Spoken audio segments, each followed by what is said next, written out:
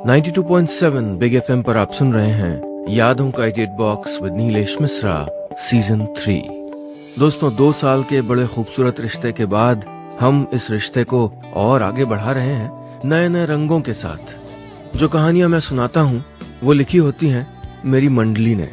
जी हाँ, एक राइटर्स की मंडली है जिसको मैं ट्रेन करता हूं, जो बम्बई और भारत के कई और हिस्सों में रहते हैं।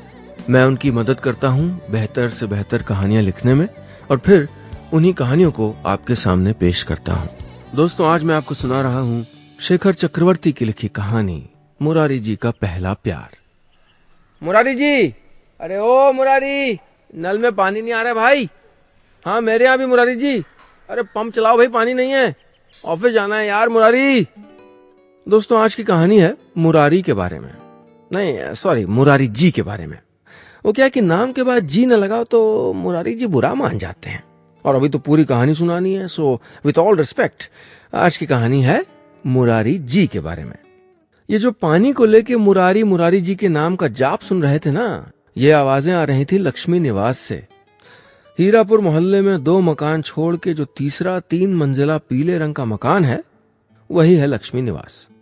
वहां जहां अपने बूढ़े ताऊजी के साथ हमारे मुरारी जी रहते हैं, और इसी मकान में रहते हैं अलग अलग 5 परिवार बतौर किराएदार। ताऊजी इस लक्ष्मी निवास के मालिक हैं और हमारे मुरारी जी बचपन से ही अपने ताऊजी के साथ इसी लक्ष्मी निवास में ही रह रहे हैं। सो अब मुरारी जी इस लक्ष्मी निवास के केयरटेकर कहलाते हैं। अरे मुरारी, मुझे बिना मशीन के भी उन लोगों की आवाज सुनाई दे रही है भाई। और तू देखना क्या बात है, क्यों शोर मचा रहे हैं? और उस अरविंद ने किराया दिया क्या इस महीने? ताऊ जी ने अपने बिस्तर पे लेटे लेटे ही मुरारी से कहा, तो मुरारी जी अपनी चाय के ग्लास में फूंक मारते हुए बोले, दुर्र, इन लोगों को तो चैन ही नहीं है, सुबह हुई नहीं कि चिल्लम चिल्ली चालू। मुरारी जी अपने गले के मफलर को ठीक करते हुए बोले, अरे इतनी शिद्दत से भगवान को पुकारते तो मुक्ति मिल जाती इन सबको। फिर चाय का ग्लास लेके आंगन में चले आए और खिसिया के बोले, क्या हुआ? दूसरी मंजिल से शर्मा जी ने कहा, अरे मुरारी जी, पानी नहीं आ रहा भाई, नहाना है, ऑफिस जाना है यार, कब से आवाज लगा रहे हैं? हाँ तो ठीक है, मुरारी जी ने बीच में ही कड़क के कहा, तो हम चाय भी न पिए? पूरा देश ठंड से जमा जा रहा है और इन लोगों को सुबह सुबह रोज नहाना है, ऑफिस नहीं जैसे मंदिर जा रहे हैं। मुरारी जी गुस्से में बड़बड़ाते हुए पंप चलाने के लिए चले गए। पंप चला के मुरारी जी ने इत्मीनान से चाय की एक चुस्की ली ही थी कि तीसरी मंजिल से बबलू की दादी मुरारी को बड़े प्यार से पुकारने लगी, मुरारी, ओ बेटा मुरारी। ओफो, मुरारी जी ने गुस्से में ऊपर देखा तो तीसरी मंजिल से दादी मुस्कुरा रही थी। काम क्या है सो बताइए बेटा, है? मुरारी जी ने कहा। दादी स्वेटर बुनते हुए बोली, वो बैंगनी वाला ऊन खत्म हो गया है और पंकज भी ससुराल गया हुआ है। अच्छा ठीक है, ले आएंगे, अभी चाय पी लें? मुरारी जी ने खिसियाते हुए कहा तो दादी बोली, अरे नाराज क्यों हो रहे हो, पियो पियो, इतनी ठंड पड़ रही है, सुबह सुबह चाय तो पीनी ही चाहिए। और बेटा तुम्हारा जुकाम कैसा है, नाक से पानी बहना बंद हुआ? अरे च्यवनप्राश तो खा रहे हो ना, 1-1 चम्मच सुबह शाम शहद के साथ लो, फिर देखना। अरे मेरे पोते को भी। दादी की बातों से मुरारी जी और चिढ़ते जा रहे थे।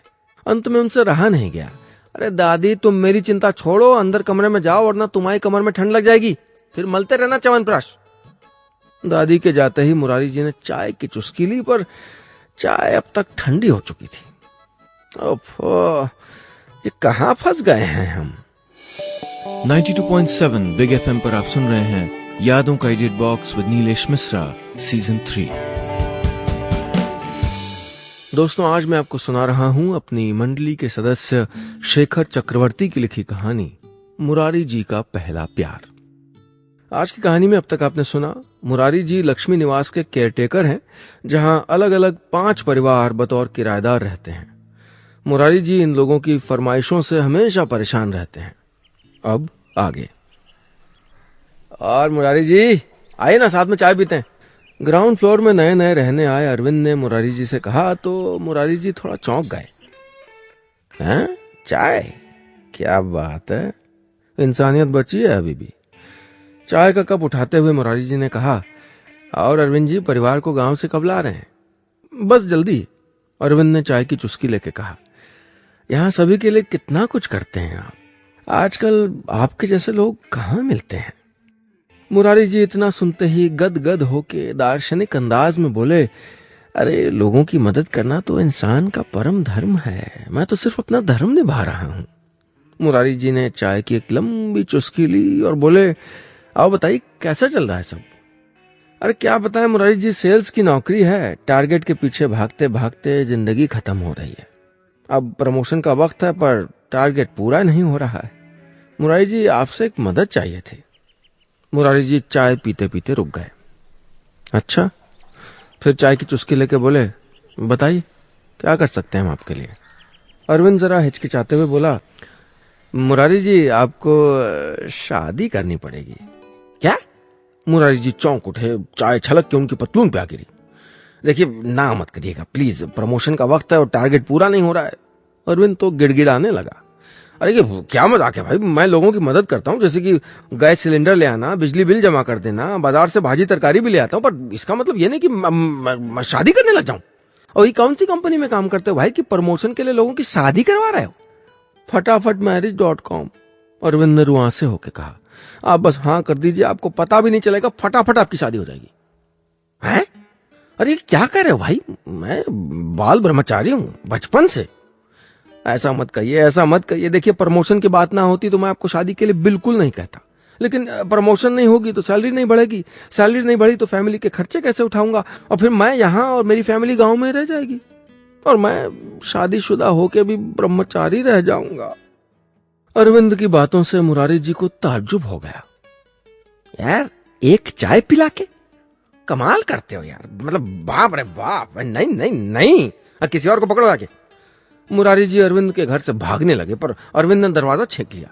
ठीक है मुरारी जी, शादी अभी मत कीजिए, पर फॉर्म तो भर दीजिए। अरे फटाफट कंपनी को भी लगेगा ना, मैं कुछ काम तो कर रहा हूं। अरविंद की बात मुरारी जी समझ पाते इससे पहले ही अरविंद लैपटॉप पे मुरारी जी का फॉर्म भरने लगा। अरविंद मुरारी जी का नाम पता खुद ही जल्दी जल्दी भरने लगा तो उन्होंने डरते डरते पूछा, ये इससे शादी तो नहीं हो जाएगी? अरे नहीं नहीं, ये आपका बायोडेटा तैयार हो रहा है। आपकी उम्र? अरविंद ने पूछा तो मुरारी जी हिचकिचाते हुए बोले, यही कोई 40 के आसपास होगी। अब इस उम्र में क्या शादी? इस पे अरविंद ने कहा, अरे कैसी बातें कर रहे हैं, 40 भी कोई उम्र है, और आजकल तो 40 इज द न्यू 20। अरविंद की ये बात मुरारी जी को पसंद आई। शाम को जब मुरारी जी भाजी लाने बाजार के लिए निकल रहे थे तो दरवाजे पे 20-22 साल की एक सुंदर लड़की किसी को ढूंढ रही थी। Excuse me, mister Murari Tripathi आप ही हैं? मुरारी जी ने जोर से हाँ में सर हिलाया। हेलो, मेरा नाम पारुमिता है, आज मैंने आपका इश्तिहार देखा। मुरारी जी को तो विश्वास ही नहीं हो रहा था। उन्होंने मन ही मन कहा, अरे ये फटाफट शादी.com वाले तो सही में बहुत फटाफट हैं। 92.7 बिग एफएम पर आप सुन रहे हैं यादों का edit box with Nilesh Mishra season 3। दोस्तों आज मैं आपको सुना रहा हूं अपनी मंडली के सदस्य शेखर चक्रवर्ती की लिखी कहानी मुरारी जी का पहला प्यार। आज की कहानी में अब तक आपने सुना, मुरारी जी लक्ष्मी निवास के केयरटेकर हैं, जहां 5 परिवार बतौर किराएदार रहते हैं। मुरारी जी सभी की हमेशा मदद करते हैं। एक दिन किराएदार अरविंद, जो कि एक मैट्रिमोनियल कंपनी में काम करता है, अपना सेल्स टारगेट पूरा करने के लिए मुरारी जी को शादी करने के लिए कहता है। मुरारी जी एक फॉर्म भर देते हैं और आश्चर्यचकित होते हैं कि उसी शाम एक लड़की आके उनसे बात करती है। अब आगे। चलते चलते चलते चलते मुरारी जी को अब भी अपनी आंखों पे विश्वास नहीं हो रहा था। इतनी सुंदर लड़की मुझसे मिलने आई है। ये सोच के एक्साइटमेंट में मुरारी जी की सांसें चढ़ने लगी। धड़कनें तो जैसे तेज घोड़े पे सवार हो चुकी थीं। टकबक टकबक टकबक। धड़कनों की टकबक टकबक के अलावा उनको अब कुछ भी सुनाई नहीं दे रहा था। गला तो कब का सूख चुका था। मुरारी जी को लगा कि अब शायद उनका हार्ट फेल होने वाला है।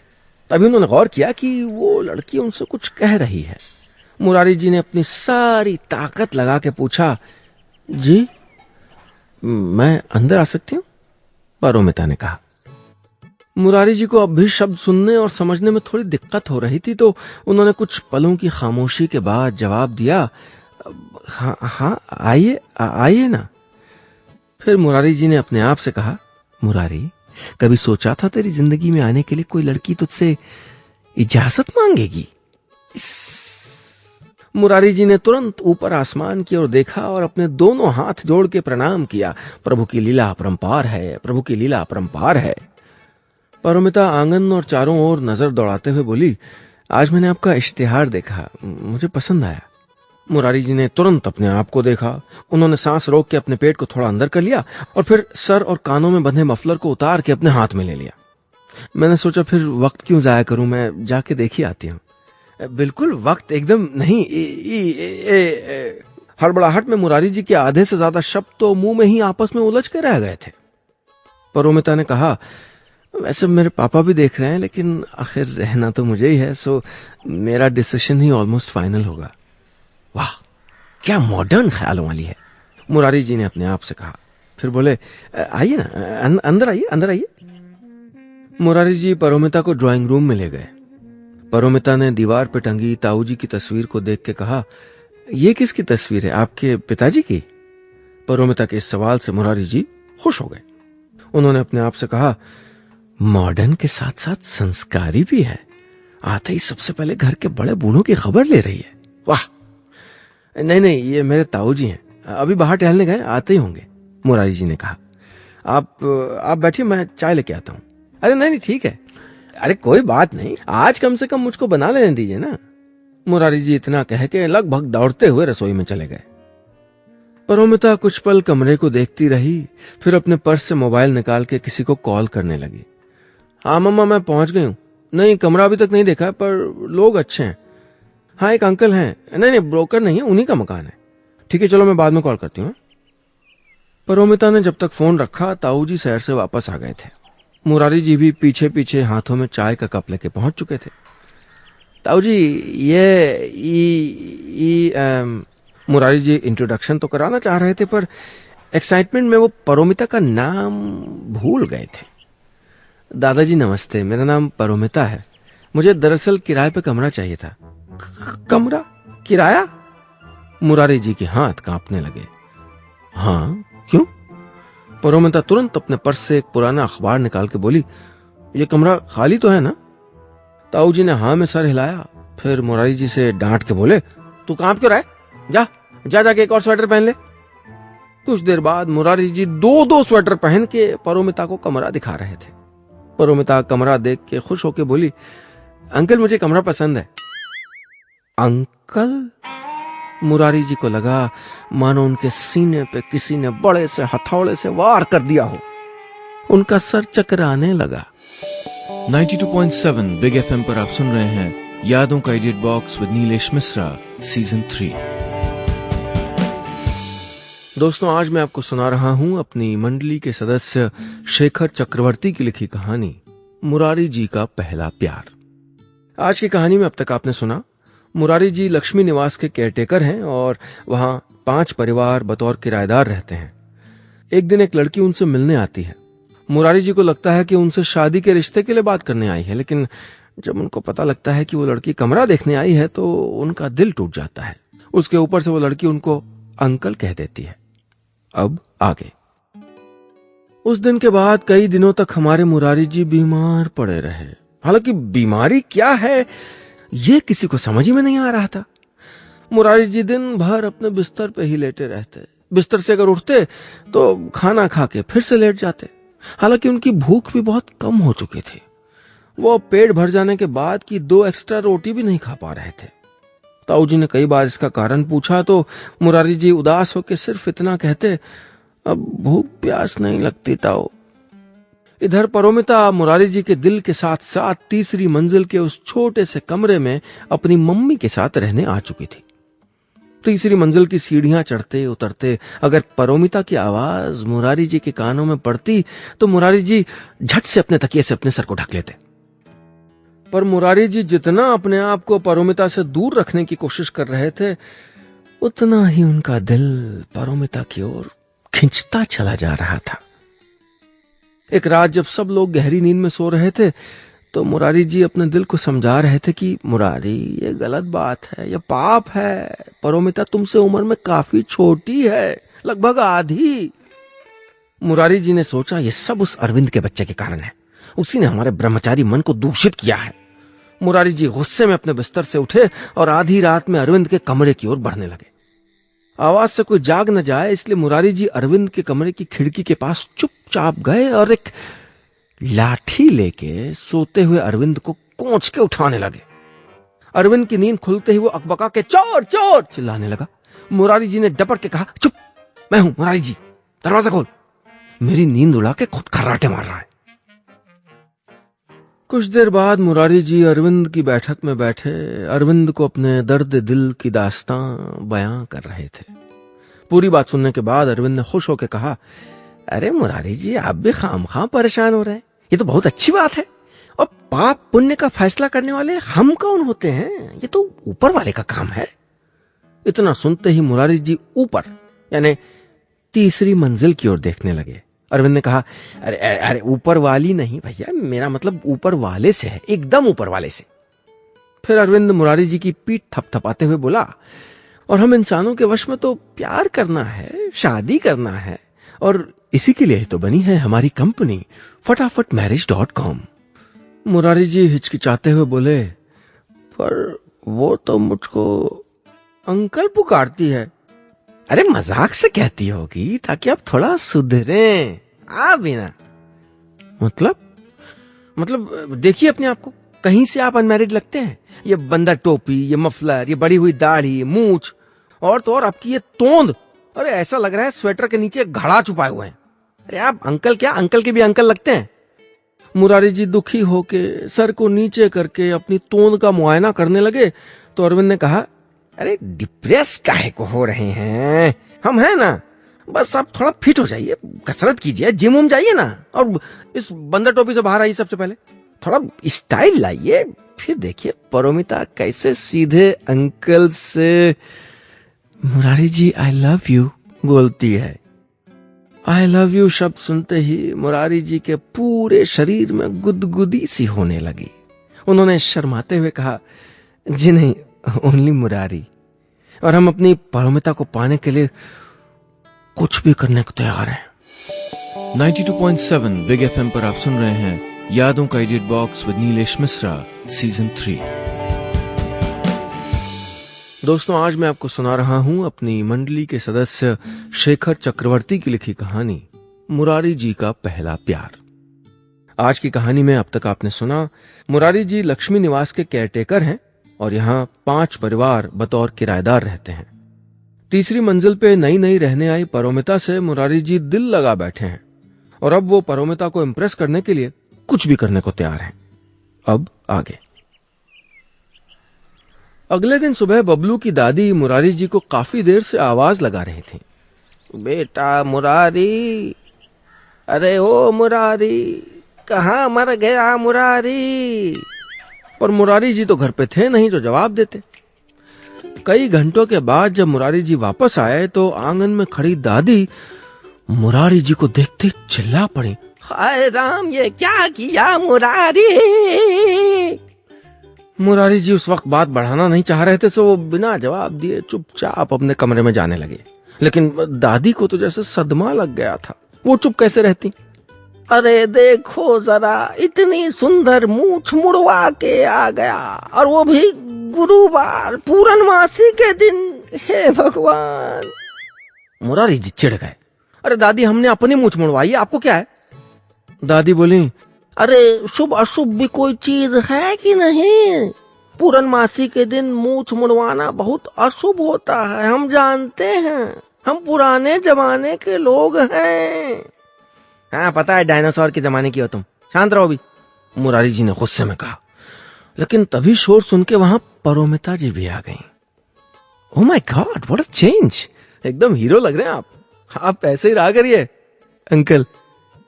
परोमिता के मुंह से हीरो शब्द सुनते ही मुरारी जी का चेहरा खिल उठा, पर अगले ही पल अंकल शब्द सुन के मुरारी जी के गले में जैसे कुछ अटक गया। वो गला खखाड़ते हुए अंदर चले गए। शाम को दादी को अचानक याद आया कि वो सुबह मुरारी को ढूंढ रही थी, पर तब तो मुरारी मूछ मुड़वाने गया हुआ था और जो काम था वो तो रह ही गया। सो दादी फिर से मुरारी जी को आवाज लगाने लगी, बेटा मुरारी, अरे ओ मुरारी, कहाँ चला जाता है ये मुछमुंडा। मुरारी जी इस बार भी घर पे नहीं थे। वो तो इस वक्त घर से आधा किलोमीटर दूर एक जिम में पसीना बहा रहे थे। 1, 2, 3। मुरारी जी ने हांफते हुए अपने बगल में खड़े बॉडी बिल्डर टाइप एक आदमी से पूछा, अच्छा भाई साहब, ये आपके जैसा पेट में बिस्कुट बनाने में कितना टाइम लगेगा? वो आदमी चिढ़ गया। एक्सक्यूज मी, इसे 6 पैक एब्स कहते हैं। ओ सॉरी। मुरारी जी ने फिर से पूछा, अच्छा भाई साहब, ये जिम करने से हाइट भी बढ़ती है ना? इस बार उस आदमी ने मुरारी जी को गुस्से से घूर के देखा। मुरारी जी सहम गए। अरे आप तो नाराज हो गए, आई वॉज जोकिंग। इतना कह के मुरारी जी फिर से उठक बैठक करने लग गए। 4, 5, 6। शाम को मुरारी जी फिर से छुपते छुपाते घर लौटे। बबलू की दादी ऊपर अपने कमरे में थी, सो मुरारी जी को थोड़ा राहत मिली। पर तभी दूसरी मंजिल के शर्मा जी ने उनको टोक दिया। अरे मुरारी जी, क्या बात है भाई, अपने ही घर में चोरों की तरह आ रहे हो? और इस बैग में क्या है कपड़े? शॉपिंग करके आ रहे हो क्या? शर्मा जी की आवाज सुन के दादी अपनी तीसरी मंजिल से चिल्लाई, हैं मुरारी, आ गया क्या? दादी की आवाज सुनते ही मुरारी जी दौड़ते हुए अपने कमरे में चले गए। नहीं, मैं नहीं आया हूं। इतना कह के उन्होंने अपना किवाड़ बंद कर लिया और अंदर से सिटकनी लगा ली। रात को जब ताऊ जी सो गए तो मुरारी जी अपने लिए शाम को बाजार से खरीदे गए कपड़ों को बारी बारी से ट्राई करने लगे। मुरारी जी को लगा कि जीन्स और पीली टी शर्ट में वो सबसे ज्यादा जच रहे हैं। वो आईने में अपने आप को देख के खुश होने लगे। इधर पीछे ताऊ जी जोर जोर से खर्राटे मार रहे थे। लेकिन आज पहली बार, जिंदगी में पहली बार मुरारी जी को ऐसा लग रहा था मानो आज ताऊ जी खर्राटे नहीं, शहनाई बजा रहे हों। 92.7 बिग एफएम पर आप सुन रहे हैं यादों का edit box with Nilesh Mishra, season 3। दोस्तों, आज मैं आपको सुना रहा हूं अपनी मंडली के सदस्य शेखर चक्रवर्ती की लिखी कहानी मुरारी जी का पहला प्यार। आज की कहानी में अब तक आपने सुना, मुरारी जी लक्ष्मी निवास के केयरटेकर हैं और वहां 5 परिवार बतौर किराएदार रहते हैं। तीसरी मंजिल पर रहने आई परोमिता से मुरारी जी दिल लगा बैठे हैं। मुरारी जी परोमिता के लिए अपने आप को बदलने में जुटे हुए हैं। अब आगे। अगले दिन दोपहर को मुरारी जी अपने कमरे में जीन्स और पीली टी शर्ट पहन के एक कोने से दूसरे कोने तक टहल रहे थे। कमरे में बैठे ताऊ जी टीवी पे सत्संग देख रहे थे। बार बार टीवी के सामने से गुजरने के कारण ताऊ जी को सत्संग देखने में परेशानी हो रही थी। कुछ देर तक तो उन्होंने सहा, फिर खिसिया के बोले, ए बंद पिंजरे में शेर की तरह क्यों आगे पीछे टहल रहे हो? गैस हो गया क्या पेट में? मुरारी जी चिढ़ गए। जब देखो यही बातें करते रहते हैं, गैस नहीं तो बदहजमी। कभी अच्छी बातें नहीं कर सकते क्या? हाँ करेंगे, कल करेंगे, जाओ अभी तुम बाहर जाके टहलो। ताऊ जी इतना कह के फिर से सत्संग देखने लग गए। मुरारी जी को भी लगा कि अब वक्त आ चुका है कि वो इस 4 दीवारी से बाहर निकलें और अपनी परोमिता के सामने आ जाएं और उसको दिखाएं कि उसका मुरारी जीन्स और पीली टी शर्ट में कितना हैंडसम लग रहा है। मुरारी जी इस स्टाइल में अपने कमरे से बाहर आए और फिर ऊपर की ओर देखने लगे। नहीं, बिल्कुल ऊपर आसमान में नहीं, थोड़ा नीचे। तीसरी मंजिल को देखते हुए मन ही मन बोले, मैं आ रहा हूं परोमिता। मुरारी जी अब अपने फेफड़ों में लंबी सांस भर के सीढ़ियां चढ़ने लगे। पर हमारे मुरारी जी शायद भूल गए थे कि इस दुनिया में अपनी अपनी परोमिता तक पहुंच पाना इतना आसान नहीं होता। रास्ते में कई चुनौतियां आती हैं और मुरारी जी के सामने सबसे बड़ी चुनौती थी इस वक्त बबलू की दादी। इस लक्ष्मी निवास में बबलू की दादी भी तीसरी मंजिल पर रहती थी, वो भी परोमिता के कमरे से ठीक पहले वाले कमरे में। मुरारी जी हांफते हुए जैसे ही तीसरी मंजिल पे पहुंचे, सामने दादी धूप सेकती हुई मूंगफली फांक रही थी। दादी को देखते ही मुरारी जी के मुंह से निकला, अरे बाप रे। मुरारी जी तुरंत मुड़ के भागने लगे, पर दादी ने उनको देख लिया, पर शायद जीन्स टी शर्ट में पहचान नहीं पाई थी। है कौन है? घबराहट में मुरारी जी सीढ़ियों से फिसल गए और धड़ाम धड़ाम से गिर पड़े। अरे मुरारी, तुम भाग काहे रहे हो? और कहाँ थे कल? तुमको कितनी आवाज लगा रहे थे। अमचूर मंगाना था और पंकज भी ससुराल गया हुआ है। क्या चोट लगी क्या? दादी ने आखिरकार पूछा तो मुरारी जी अपने कपड़े से धूल झाड़ते हुए बोले, नहीं बस। अरे ऐसे कैसे नहीं, देखो लग गई है चोट। देखो कैसे लंगड़ा के चल रहे हो, और ये चोंगे जैसी फुल पैंट पहनोगे तो गिरोगे ही। क्या हो गया है तुमको? मुरारी जी इस बार खिसिया के बोले, दादी अमचूर लाना है ना, ले आएंगे, साथ में नींबू भी ले आएंगे, अचार डाल लेना, और भी कुछ चाहिए तो लिस्ट बना के दे दो, सूरज चांद तारा सब ले आएंगे। दादी तिलमिला उठी, है खुद से गिर गया और गुस्सा हम पे निकाल रहा है। शाम को मुरारी जी अपने बिस्तर पे औंधे पड़े दर्द से कराह रहे थे। चोट उनकी कमर में लगी थी और दर्द धीरे धीरे बढ़ रहा था। तभी कमरे के बाहर से आवाज आई, अंकल। परोमिता हाथ में मिठाई का डब्बा लिए कमरे के अंदर आ चुकी थी। मैं अभी जस्ट आई और ये क्या सुन रही हूँ दादी से कि आप सीढ़ियों से नीचे गिर गए, कैसे? मुरारी जी को जवाब देते इससे पहले ही दादी भी कमरे में आ गईं। अरे मैंने तो पहले ही मना किया था, गुरुवार पूर्णमासी के दिन मूछ नहीं मुड़ाते, अब भुगतो। मुरारी जी ने दादी की बातों को अनसुना कर मिठाई के डब्बे पे गौर किया तो दादी बोली, अरे परोमिता को बैंक में नौकरी लग गई है, जा रही है परोमिता हम सब को छोड़ के। क्या? मुरारी जी को जैसे एक जोरदार सदमा लगा। उनकी कमर का दर्द सीने में ट्रांसफर होने लगा। आंखों के सामने अंधेरा छा रहा था। सुनने की शक्ति भी कम होती जा रही थी। परोमिता की आवाज कानों में जैसे दूर से गूंजने लगी, अंकल 15 तारीख से ट्रेनिंग है रायपुर में, ये कमरा मेरे लिए बहुत लकी रहा, आप लोग बहुत याद आएंगे। परोमिता चली गई। इधर ठंड भी काफी बढ़ गई थी। मुरारी जी अपने टूटे दिल को कई कई हफ्तों तक सहलाते रहे। फिर एक दिन मुरारी जी 2-2 स्वेटर पहन के और मफलर बांध के बाजार के लिए निकल ही रहे थे कि तभी दरवाजे पे एक सुंदर लड़की किसी को ढूंढ रही थी। Excuse me, mister Murari Tripathi यहीं रहते हैं? बस भैया इतनी सी थी ये कहानी।